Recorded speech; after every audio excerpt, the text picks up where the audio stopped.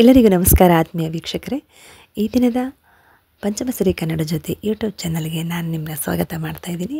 ಅದು ನಮ್ಮ ಊರಿನ ಹೆಮ್ಮೆಯ ತವರು ಮನೆಯಾಗಿರುವಂಥ ಟಿ ನರಸೀಪುರನ ನಾನು ಈ ದಿನ ಕುಂಭಮೇಳ ಉತ್ಸವದಲ್ಲಿ ನಾನು ಇದ್ರ ಬಗ್ಗೆ ಹೇಳ್ತಾ ಒಂದಷ್ಟು ಮಾತುಗಳನ್ನ ಹಾಡ್ತಾ ಇವತ್ತಿನ ವಿಡಿಯೋಸ್ ಹೇಗಿತ್ತು ಅಂತ ನಾನು ಹೇಳ್ತಾ ಹೋಗ್ತೀನಿ.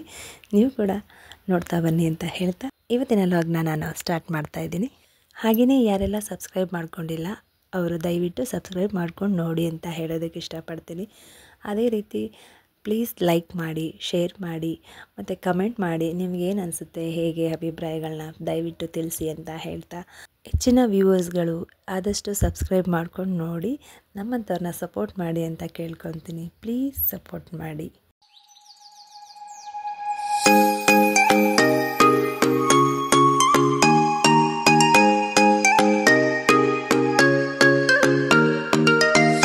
ಆತ್ಮೀಯ ವೀಕ್ಷಕರೇ, ನಾವು ಈ ದಿನ ಬಂದಿರೋದು ನರಸೀಪುರದ ಕುಂಭಮೇಳ ಉತ್ಸವಕ್ಕೆ.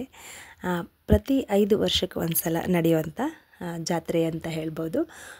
ನಾವು ಪ್ರತಿ ವರ್ಷ ಬರ್ತಾನೆ ಇರ್ತೀವಿ. ಇದರ ಜೊತೆಗೆ ನಾವು ಯುಗಾದಿ ಹಬ್ಬದಲ್ಲಿ ನಡೆಯುವಂಥ ಸಂಗಮ ಅಂತ ಆಗುತ್ತೆ. ಯುಗಾದಿ ಹಬ್ಬದಲ್ಲಿ ಪ್ರತಿ ವರ್ಷ ನಾವು ಈ ಸಂಗಮದಲ್ಲಿ ನೀರಿನಲ್ಲಿ ಮುಳುಗಿ ಸ್ನಾನ ಮಾಡಿ ಪೂಜೆ ಮುಗಿಸಿ ಎಲ್ಲ ಕ್ಷೇತ್ರಗಳಿಗೂ ಹೋಗಿ ನಮಸ್ಕಾರ ಮಾಡಿ ನಾವು ಮನೆಯಲ್ಲಿ ಬೇವು ಬೆಲ್ಲನ ತಿಂದು ಈ ಪೂಜೆಯಲ್ಲಿ ಪಾಲ್ಗೊಳ್ತೀವಿ. ಇದು 5 ವರ್ಷಕ್ಕೊಂದು ಸಲ ನಡೆಯುವಂಥ ಉತ್ಸವ ಆಗಿರೋದ್ರಿಂದ ಈ ಉತ್ಸವನೂ ಕೂಡ ನಾವು ಮಿಸ್ ಮಾಡ್ಕೊಳ್ಳೋದು ಬೇಡ. ಯಾಕಂದರೆ ಒಂದು ಕುಂಭ ಸ್ಥಾಪನೆ ಮಾಡಿ ಒಂದು ವಿಶೇಷವಾಗಿ ಮಹರ್ಷಿಗಳು, ಸ್ವಾಮೀಜಿಗಳು ಎಲ್ಲರೂ ಕೂಡ ಬಂದು ಈ ಕುಂಭ ಸ್ಥಾಪನೆ ಮಾಡಿ ಪೂಜೆ ಮಾಡಿ ಈ ಪವಿತ್ರ ನದಿಗೆ ಒಂದು ಜನಗಳು ಬಂದು ಸ್ನಾನ ಮಾಡ್ಕೊಂಡು ಹೋಗುವಂಥ ಅವಕಾಶವನ್ನು ಈ ದಿನ 3 ದಿನಗಳ ಕಾಲ ಏರ್ಪಡಿಸಿರ್ತಾರೆ. ನಾವು ಕೂಡ ಸಂಜೆ ನೈಟ್ ಬಂದು ಮನೆಗೆ ಹೋಗಿ ಬೆಳಗ್ಗೆ ಬಂದು ಸ್ನಾನ ಮಾಡೋಣ ಅಂತ ಹೇಳಿ ಹಾಗೆ ಹೊರಟ್ಬಿಟ್ವಿ. ಯಾಕೆಂದರೆ ನನ್ನ ಮಗಳದ್ದು ಅವತ್ತು ಬರ್ತಡೇ ಇತ್ತು. ಹಾಗಾಗಿ ನಾವು ಬೆಳಗ್ಗೆ ಹುಣ್ಣಿಮೆ ಇರೋದ್ರಿಂದ ಬೆಳಗ್ಗೆ ಹೋಗಿ ಸ್ನಾನ ಮಾಡಿ ಪೂಜೆ ಮುಗಿಸ್ಕೊಂಡು ಬರೋಣ ಅಂತ ಹೇಳಿ ಗುಂಜನರಸಿಂಹಸ್ವಾಮಿ ದೇವಸ್ಥಾನಕ್ಕೆ ಹೋಗಿ ಮನೇಲಿ ಬರ್ತಡೇ ಮುಗಿಸಿ ಮಲ್ಕೊಂಡ್ವಿ.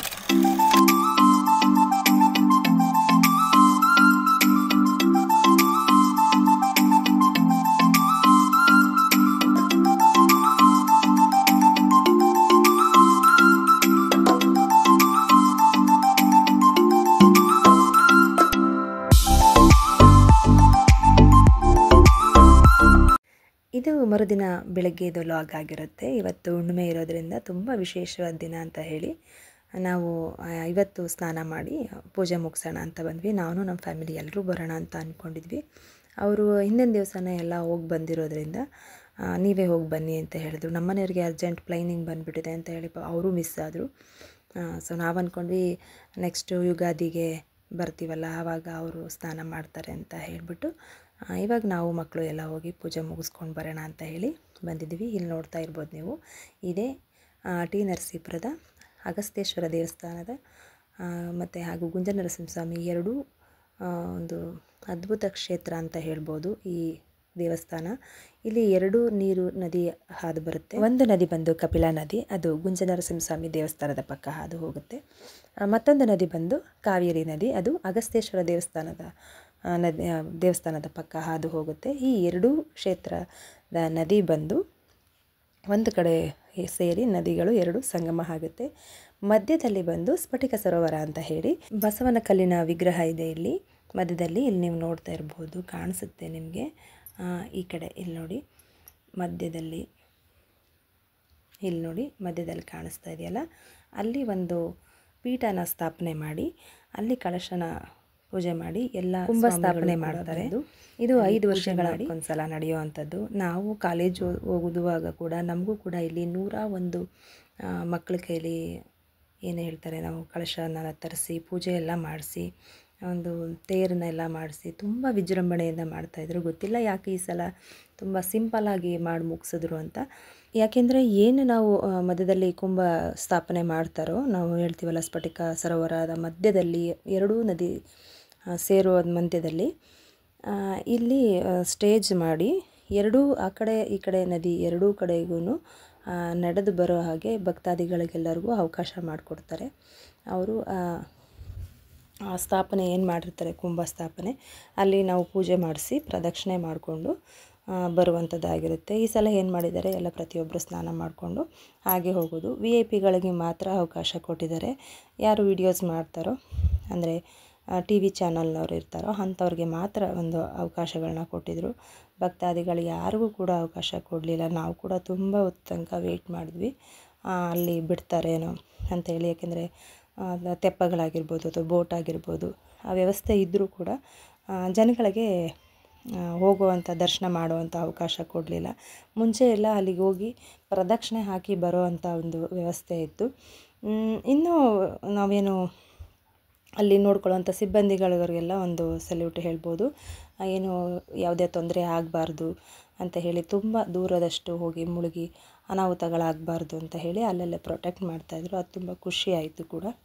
ಯಾಕೆ ಕಳೆದ ಬಾರಿ ಈ ಥರ ಈ ಸಲ ಮಾಡಿಲ್ಲ ಅಂತ ಹೇಳೋಕ್ಕೋದ್ರೆ, ಮುಂಚೆ ಇದ್ದ ಸರ್ಕಾರನೂ ಅದೇ ಆಗಿತ್ತು, ಈಗಿನ ಸರ್ಕಾರನೂ ಕೂಡ ಅದೇ ಆಗಿರೋದ್ರಿಂದ ಅನುದಾನನೂ ಕೂಡ ಅದೇ ರೀತಿ ಸರ್ಕಾರದಿಂದ ಕೊಟ್ಟಿದ್ರು ಅವರು ಯಾವುದೇ ರೀತಿಯಾದ ಒಂದು ವ್ಯವಸ್ಥೆನ ಈ ಸಲ ಮಾಡಿರಲಿಲ್ಲ ಅನ್ನೋದು ತುಂಬ ಹತ್ತಿರದವರಾಗಿರೋದ್ರಿಂದ ನನಗೆ ಗೊತ್ತಿರೋದ್ರಿಂದ ನಾನು ಹೇಳ್ತಾ ಇರೋದು ಅಷ್ಟೇ. ಯಾಕೆಂದರೆ ತುಂಬ ಜನ ಎಲ್ಲೆಲ್ಲಿಂದೋ ಬಂದಿರ್ತಾರೆ. ಈಗ ನೀವು ನೋಡಿರ್ಬೋದು ಪ್ರಯಾಗ್ರಾಜಲ್ಲಿ ಏನೇನೆಲ್ಲ ಆಯಿತು, ಎಷ್ಟು ಅವಾಂತರಗಳಾಯಿತು ಅಂತ. ಅಷ್ಟು ದೂರ ಹೋಗೋಕ್ಕಾಗದೇ ಇರೋವಂಥ ಭಕ್ತಾದಿಗಳು ಇಷ್ಟು ಹತ್ತಿರ ಇರೋ ಕ್ಷೇತ್ರಕ್ಕೆ ಬಂದು ಅವರ ಆಸೆನ ಈಡೇರಿಸ್ಕೊಂಡು ಪೂಜೆ ಮಾಡಿಸ್ಕೊಂಡು ಹೋಗುವಂಥ ಒಂದು ಸಣ್ಣ ಅವಕಾಶನ ಒಂದು ಸುಲಲಿತವಾಗಿ ಮಾಡಿಕೊಳ್ದೇ ಇರೋದು ಒಂದು ಬೇಜಾರಾಗಿರುವಂಥ ವಿಚಾರ ಅಂತ ಹೇಳೋದಕ್ಕೆ ಇಷ್ಟಪಡ್ತೀನಿ. ಅದನ್ನು ಹೊರತುಪಡಿಸಿದ್ರೆ ಇನ್ನೆಲ್ಲ ತುಂಬಾ ಪೊಲೀಸ್ನವರಾಗಿರ್ಬೋದು ಅಥವಾ ಪ್ರತಿಯೊಬ್ಬ ಗಾಡ್ ಸೆಕ್ಷನಲ್ಲಿ ಅವರಾಗಿರ್ಬೋದು, ಅವರು ತುಂಬಾ ಚೆನ್ನಾಗಿ ಪ್ರೊಟೆಕ್ಟ್ ಮಾಡಿದ್ರು. ಖುಷಿ ಆಯಿತು ಕೂಡ. ಪ್ರತಿಯೊಬ್ಬರಿಗೂ ಅವ್ರಲ್ಲಿ ಏನು ತಡೆ ಹಾಕಿದ್ರು ಅವರು ಆ ಕಡೆಗೆ ಹೋಗಬಾರ್ದೇ ಇರೋ ಥರ ತುಂಬ ಮುನ್ನೆಚ್ಚರಿಕೆ ಕ್ರಮವನ್ನು ತುಂಬ ಚೆನ್ನಾಗಿ ವಹಿಸ್ಕೊಟ್ರು ಅಂತ ಹೇಳ್ಬೋದು. ಇದೇ ವಿಚಾರವಾಗಿ ನಾನು ಸರ್ ಹತ್ರನೂ ಮಾತಾಡಿದೆ. ಅವರು ಹಾಗೆ ಹೇಳಿದ್ದು, ಕಳೆದ ಸರ್ಕಾರ ಈಗಿನ ಸರ್ಕಾರ ಎರಡೂ ಒಂದೇ ಆಗಿರೋದು, ಆದರೆ ಯಾಕೆ ಈ ರೀತಿ ಆಯಿತು ಅಂತ ನಮಗೂ ಗೊತ್ತಿಲ್ಲ ಮೇಡಮ್ ಅಂತ ಹೇಳ್ತಾಯಿದ್ರು.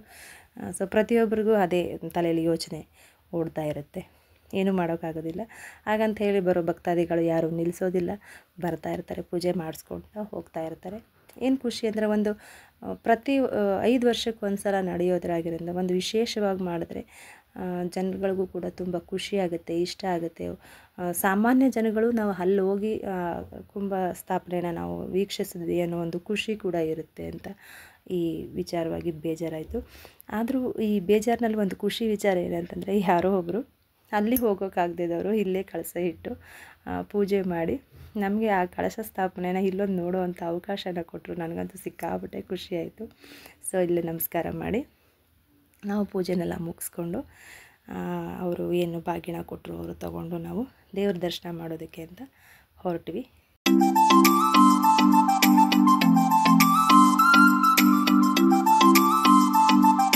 ಇನ್ನು ನಾವು ಸ್ನಾನ ಮುಗಿಸ್ಕೊಂಡು ಇಲ್ಲಿ ನಾಗರಕಲ್ಲು ಅಂತ ಇದೆ, ಈ ನಾಗರಕಲ್ಲು ಪ್ರದಕ್ಷಿಣೆ ಮಾಡಿಕೊಂಡು ನಾವು ಅಗಸ್ತ್ಯೇಶ್ವರ ದೇವಸ್ಥಾನ ಸನ್ನಿಧಿಗೆ ಹೋಗಬೇಕಾಗಿರುತ್ತೆ. ಏಕೆಂದರೆ ಇದು ನಾವು ಏನು ದೋಷಗಳು ಅಂತ ಹೇಳ್ತೀವೋ, ಎಲ್ಲೆಲ್ಲೋ ಹೋಗಬೇಕು ಅಂತ ಹೇಳ್ತೀವಲ್ಲ, ಇಷ್ಟು ಸಹಸ್ರ ನಾಗರಕಲ್ಲನ್ನ ನಾವು ಪ್ರದಕ್ಷಿಣೆ ಮಾಡಿ ನಾವೇನೇನೇನು ಇಟ್ಕೊಂಡಿದ್ದೀವಿ, ಇದು ಲಕ್ಕಿ ಸೊಪ್ಪು ಅಂತ ಹೇಳಿ, ಈ ಲಕ್ಕಿ ಸೊಪ್ಪನ್ನು ನವಗ್ರಹ ತಲೆ ಮೇಲೆ ಇಟ್ಟು ನಮಸ್ಕಾರ ಮಾಡಿ ನಮ್ಮ ದೋಷಗಳೆಲ್ಲ ನಿವಾರಣೆ ಆಗಲಿ ಅಂತ ಬೇಡ್ಕೊಂಡ್ರೆ ಖಂಡಿತ ಎಂಥ ದೋಷಗಳಿದ್ರೂ ಇಲ್ಲಿ ಪರಿಹಾರ ಆಗುತ್ತೆ ಅನ್ನೋದೊಂದು ಪ್ರತೀತಿ. ಹಾಗಾಗಿ ಪ್ರತಿ ಏನು ಯುಗಾದಿಲಿ ಈ ಆಚರಣೆ ನಡೆಯುತ್ತೋ ಅದೇ ರೀತಿ ಈ ಕುಂಭಮೇಳ ಆಚರಣೆಯಲ್ಲೂ ಕೂಡ ಇದೇ ರೀತಿ ನಡೆಯುತ್ತೆ. ಹಾಗೆಯೇ ಇಲ್ಲಿ ಒಳಗಡೆ ಒಂದು ಶಿವಲಿಂಗ ಮೂರ್ತಿನೂ ಇದೆ, ಹಾಗೆ ಮಧ್ಯದಲ್ಲಿ ಗಣಪತಿ ದೇವಸ್ಥಾನ ಇದೆ, ಅದರ ಜೊತೆಗೆ ಇಲ್ಲಿ ಅಶ್ವತ್ಥವೃಕ್ಷ ಕೂಡ ಇದೆ. ತುಂಬ ವಿಶೇಷವಾದ ದೇವರ ಸನ್ನಿಧಿ ಇದು. ಇಲ್ಲಿ ಎಡಭಾಗದಲ್ಲಿ ಒಂದು ವ್ಯಾಸರಾಜರ ಮಠ ಕೂಡ ಇದೆ. ನಾವೇನು ಮುಳುಗಿ ಸ್ನಾನ ಮಾಡಿ ಅಂತ ಹತ್ತು ಬರುವಾಗ ದೊಡ್ಡದಾದ ಒಂದು ವ್ಯಾಸರಾಜರ ಮಠ ಇದೆ ಇಲ್ಲಿ, ರಾಘವೇಂದ್ರ ತೀರ್ಥರದು, ಹಾಗೆ ಆಂಜನೇಯ ದೇವಸ್ಥಾನ. ನಾನು ಕೂಡ ಈ ಮಠದಿಂದನೇ ರಾಯರ ಪೂಜೆ ಮಾಡೋದಕ್ಕೆ ಶುರು ಮಾಡಿದ್ದು ಅಂತ ಹೇಳೋದಕ್ಕೆ ನನಗೆ ತುಂಬಾ ಖುಷಿ. ಇನ್ನು ನಾಗರಕಲ್ಲನ್ನ ಪ್ರದಕ್ಷಿಣೆ ಮಾಡಿ ನಾವು ಈ ವಿಘ್ನೇಶ್ವರನ ಪೂಜೆ ಮಾಡಿಕೊಂಡು ಪ್ರಸಾದ ತೀರ್ಥ ತಗೊಂಡು ನಾವು ಮುಂದೆ ಬಂದರೆ ಇಲ್ಲಿ ಶಂಕರಾಚಾರ್ಯವ್ರದ್ದು ವಿಗ್ರಹ ಇದೆ. ಅಲ್ಲಿ ಪ್ರತಿ ವರ್ಷ ಬಂದು ಇವರು ಇಲ್ಲಿ ಪೂಜೆನೆಲ್ಲ ಮಾಡ್ತಾರೆ.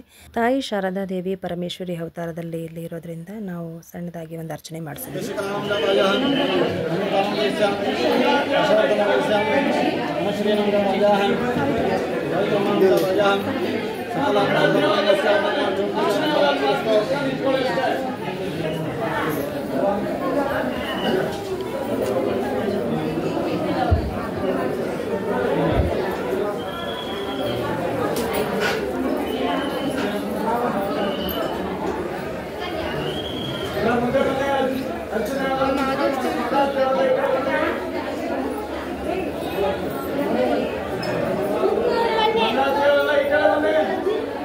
ಇಲ್ಲಿ ಅರ್ಚನೆ ಮಾಡಿಸಿ ತೀರ್ಥ ಪ್ರಸಾದ ತಗೊಂಡು ಮುಂದೆ ಬಂದ್ವಿ. ಮುಂದಿನ ದೇವಸ್ಥಾನ ಬಂದು ಅಗಸ್ತೇಶ್ವರ ದೇವಸ್ಥಾನ ಆಗಿರುತ್ತೆ. ಈ ಅಗಸ್ತೇಶ್ವರ ದೇವಸ್ಥಾನ ಹೇಗೆ ಸ್ಥಾಪನೆ ಆಯಿತು ಅಂತ ಹೇಳೋದಾದರೆ, ಅಗಸ್ತ್ಯ ಮುನಿಗಳು ಇವರು ಉತ್ತರದಿಂದ ದಕ್ಷಿಣ ಕಡೆಗೆ ನಡೆದು ಬಂದಾಗ ಆ ಸಮಯದಲ್ಲಿ ಇವರು ಇಲ್ಲಿ ತ್ರಿವೇಣಿ ಸಂಗಮ ಆಗಿರೋದ್ರಿಂದ ಈ ಕ್ಷೇತ್ರದಲ್ಲಿ ನಾವು ಒಂದು ಶಿವಲಿಂಗನ ಸ್ಥಾಪನೆ ಮಾಡಬೇಕು ಅಂತ ಅವ್ರ ಮನಸ್ಸಿಗೆ ಬರುತ್ತಂತೆ. ಶಿವ ಗೋಚರಿಸ್ತಾರಂತೆ. ಹಾಗಾಗಿ ಈ ಕ್ಷೇತ್ರದಲ್ಲಿ ಲಿಂಗನ ಪ್ರತಿಷ್ಠಾಪನೆ ಮಾಡೋದಕ್ಕೆ ಅಂತ ಹೇಳಿ ಹನುಮಂತನಿಗೆ ಹೇಳಿದಾಗ, ಹನುಮಂತನ ಹತ್ರ ಹೋಗಿ ನೀನು ಕಾಶಿಗೆ ಹೋಗಿ ಲಿಂಗನ ತಗೊಂಡು ಬಾ ಅಂತ ಹೇಳಿ ಕಳಿಸಿದಾಗ, ಕಾಶಿಯಿಂದ ಲಿಂಗನ ತರೋದು ತಡವಾಗಿರೋದ್ರಿಂದ ಅವರು ಅಂದ್ಕೊಂಡಿದ್ದಂಥ ಸಮಯ ಮುಹೂರ್ತದಲ್ಲೇ ಅವರು ಸ್ಥಾಪನೆ ಮಾಡಬೇಕಾಗಿರೋದ್ರಿಂದ ಅವರು ಮರಳಿನಲ್ಲಿ ಶಿವನ ಲಿಂಗನ ರೂಪಿಸಿ ಅವರು ಅಲ್ಲಿ ಪ್ರತಿಷ್ಠಾಪನೆ ಮಾಡ್ತಾರೆ. ಆ ವಿಶೇಷವಾದ ಸ್ಥಾಪನೆಯೇ ಈ ಶಿವಲಿಂಗ. ಹಾಗಾಗಿ ಇಲ್ಲಿ ಅಗಸ್ತೇಶ್ವರ ಅಂತ ಹೇಳಿ ಈ ದೇವಸ್ಥಾನಕ್ಕೆ ಹೆಸರು ಬರುತ್ತೆ. ಇನ್ನು ಶಿವಲಿಂಗನ ತರಕ್ಕೆ ಹೋಗಿರುವಂಥ ಹನುಮಂತ ಶಿವಲಿಂಗವನ್ನು ತಗೊಂಡು ಬಂದ ಅಷ್ಟರಲ್ಲಿ, ನಾನು ತರೋ ಅಷ್ಟರಲ್ಲಿ ಇವರು ಸ್ಥಾಪನೆ ಮಾಡಿಬಿಟ್ಟಿದಾರಲ್ಲ ಅಂತ ಕೋಪ ಬಂದು ಅವರು ಮಾಡಿರುವಂಥ ಶಿವಲಿಂಗಕ್ಕೆ ಗುದ್ದಿದ ತಕ್ಷಣ ಇಲ್ಲಿ ನತ್ತಿ ಮೇಲೆ ನೀರು ಚಿಮ್ಮುತ್ತೆ. ಆಗ ಆ ನೀರು ಏನಿರುತ್ತೋ ಅದನ್ನೇ ನಮಗೆ ತೀರ್ಥ ಪ್ರಸಾದವಾಗಿ ಕೊಡುವಂಥದ್ದು. ಇನ್ನು ಹನುಮಂತ ತಂದಿರುವಂಥ ಲಿಂಗವನ್ನು ಆ ನದಿಯಲ್ಲಿ ಪಕ್ಕದ ದಡದಲ್ಲಿರುವಂಥ ಹನುಮಂತೇಶ್ವರ ಅಂತ ಹೇಳಿ ಇಂದಿಗೂ ಪೂಜೆ ಮಾಡ್ತಾರೆ. ನಾವು ಈ ಎಲ್ಲ ಕ್ಷೇತ್ರಗಳನ್ನು ನೋಡಿ ಆ ಕ್ಷೇತ್ರವನ್ನು ನೋಡ್ಕೊಂಡು ಹೋದ್ರೇ ಪೂರ್ಣ ಫಲ ಸಿಗೋದು ಅಂತ ಒಂದು ಪ್ರತೀತಿ ಇದೆ. ಇನ್ನು ನೀವು ಆಗಲೇ ನೋಡಿದಾಗೆ ಇಲ್ಲಿ ಪೂರ್ಣ ಮಂಗಳ ಸ್ವರೂಪದಲ್ಲಿ ತಾಯಿ ಕಾಮಾಕ್ಷಿ ತಾಯಿ ಇದ್ದಾಳೆ. ಎಷ್ಟು ಸುಂದರವಾಗಿದೆ ಅಂದರೆ ವಿಗ್ರಹ ತುಂಬಾ ಚೆನ್ನಾಗಿದೆ. ಇಲ್ಲಿ ಕಂಚಿಗೆ ಹೋಗೋಕ್ಕಾಗದೇ ಇದ್ದವರು ನಾವು ಇಲ್ಲೇ ಕೂಡ ನೋಡಿ ತಾಯಿಗೆ ಮಡಿ ವಸ್ತ್ರ ಕೊಟ್ಟು ಪೂಜೆ ಮಾಡಿಸಿದ್ರೆ ಅಂದ್ಕೊಂಡಿದ್ದೆಲ್ಲ ಈಡೇರುತ್ತೆ ಅಂತ ಹೇಳ್ತಾರೆ. ಹಾಗೆ ನಾವು ಇಲ್ಲಿ ಎಲ್ಲ ಪೂಜೆಗಳನ್ನ ಮುಗಿಸ್ಕೊಂಡು ಸ್ವಲ್ಪ ಮುಂದೆ ಬಂದರೆ ಇಲ್ಲಿ ತಾಯಿ ಚೌಡೇಶ್ವರಿ ದೇವಿ ದೇವಸ್ಥಾನ ಇದೆ. ಇಲ್ಲೂ ಕೂಡ ತುಂಬ ದೊಡ್ಡ ಜಾತ್ರೆ ನಡೆಯುತ್ತೆ. ಪ್ರತಿ ಸೋಮವಾರ, ಮಂಗಳವಾರ, ಶುಕ್ರವಾರ ಇಲ್ಲಿ ವಿಶೇಷವಾದ ಪೂಜೆ ಇರುತ್ತೆ. ತುಂಬಾ ಚೆನ್ನಾಗಿ ತಾಯಿ ಚೌಡೇಶ್ವರಿನ ಪೂಜೆ ಮಾಡ್ತಾರೆ. ಹಾಗೆ ನಾವು ಆ ದೇವಸ್ಥಾನನ ಮುಗಿಸ್ಕೊಂಡು ಸ್ವಲ್ಪ ಮುಂದೆ ಬಂದು ಇಲ್ಲಿ ಪ್ರಸಾದ ಕೊಡ್ತಾಯಿದ್ರು. ಆದಿಚುಂಚನಗಿರಿ ಮಠ ಇದು. ಇಲ್ಲಿ ಸ್ವಾಮೀಜಿಗಳು ಬಂದು ಇಲ್ಲಿ ಎಲ್ರಿಗೂ ಆಶೀರ್ವಾದ ಮಾಡಿ ಹೋಗ್ತಾಯಿದ್ರು. ಹಾಗಾಗಿ ನಾನು ಕೂಡ ಅವ್ರನ್ನ ದರ್ಶನ ಮಾಡಿ ನಮಸ್ಕಾರ ಮಾಡಿಕೊಂಡೆ.